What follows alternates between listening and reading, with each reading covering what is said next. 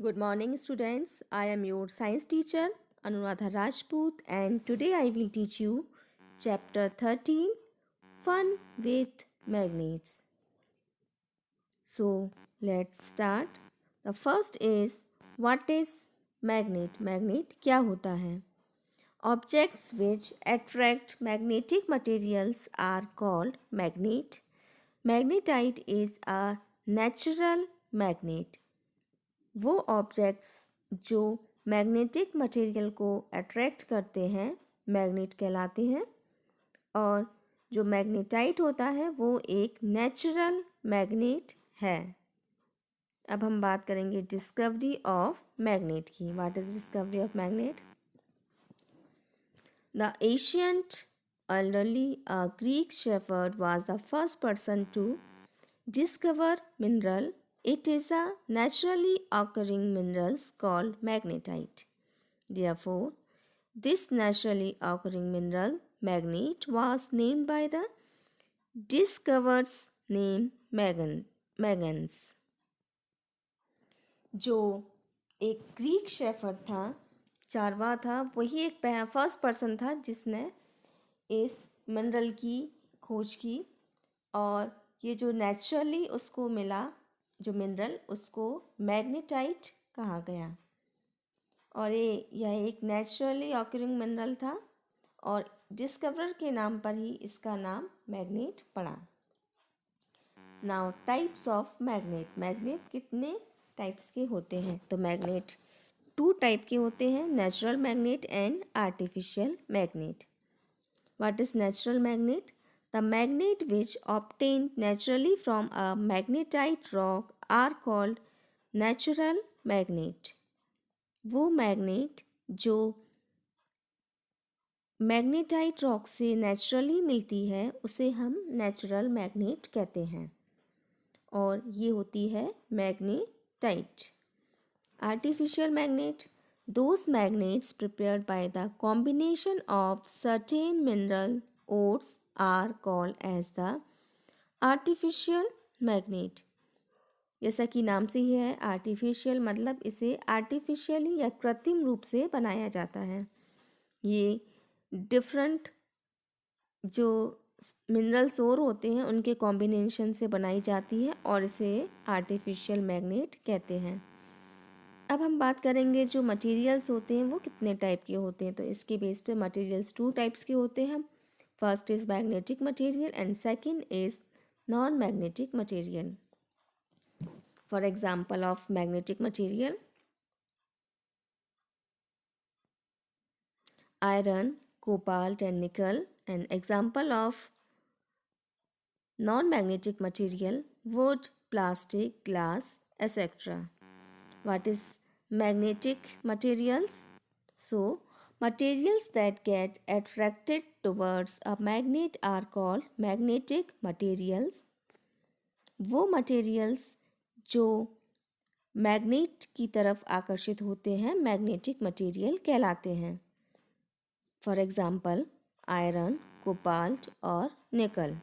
Non magnetic material, materials that do not get attracted by a magnet are called non-magnetic material.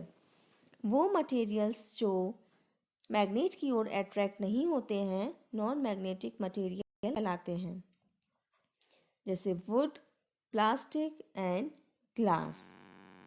Now poles of a magnet. Magnet में poles क्या होते हैं अब हम उसके बारे में पढ़ेंगे।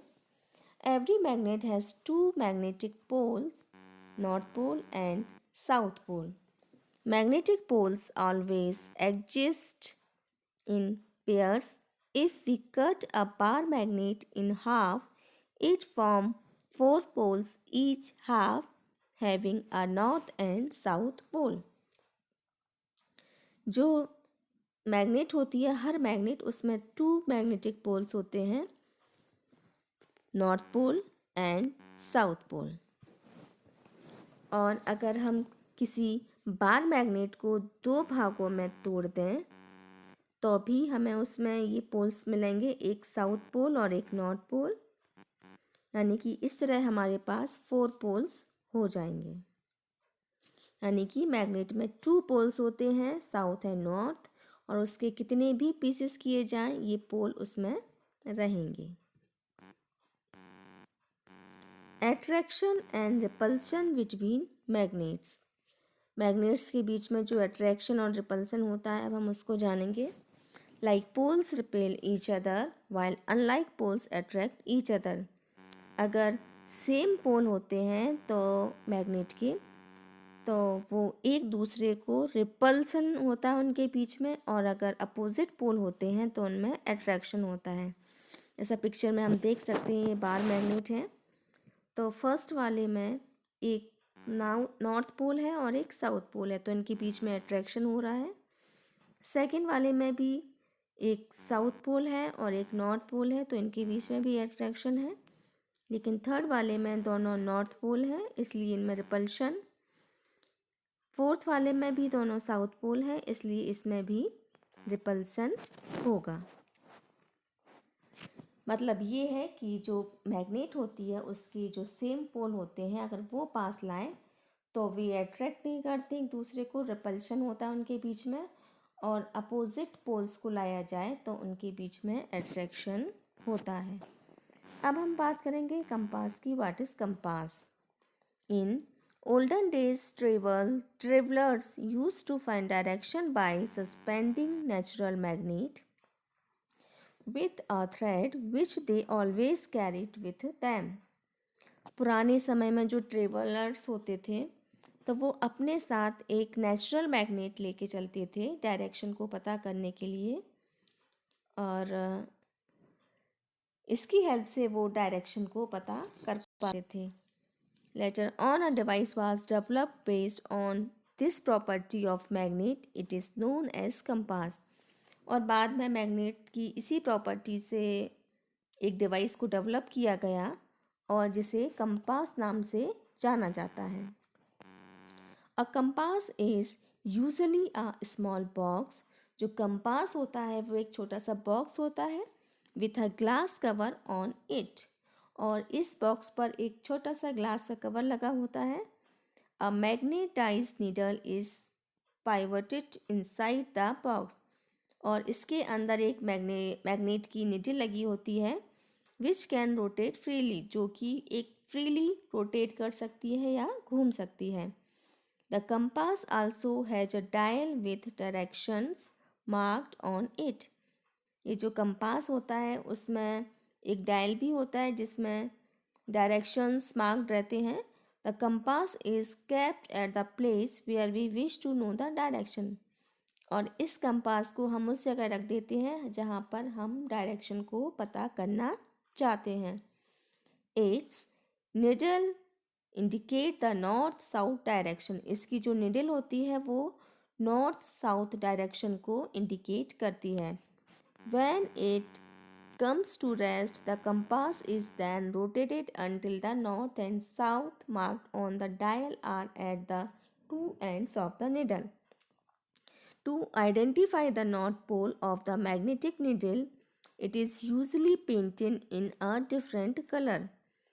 जो अगर इसको हम रखते हैं इस कंपास को तो वो उसकी जो निडल होती है ऑटोमेटिक साउथ नॉर्थ डायरेक्शन में जाके रुकती है, और नॉर्थ डायरेक्शन को पता करने के लिए जो इसकी निडल होती है उसको डिफरेंट कलर में पेंट कर दिया जाता है।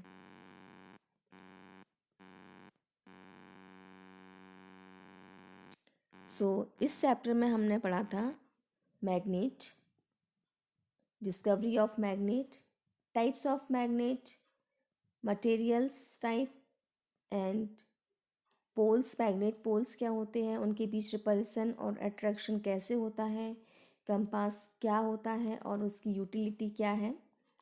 तो आई होप कि आपको ये चैप्टर अच्छे से लर्न हो गया होगा और समझ में भी आ गया होगा। Thank you.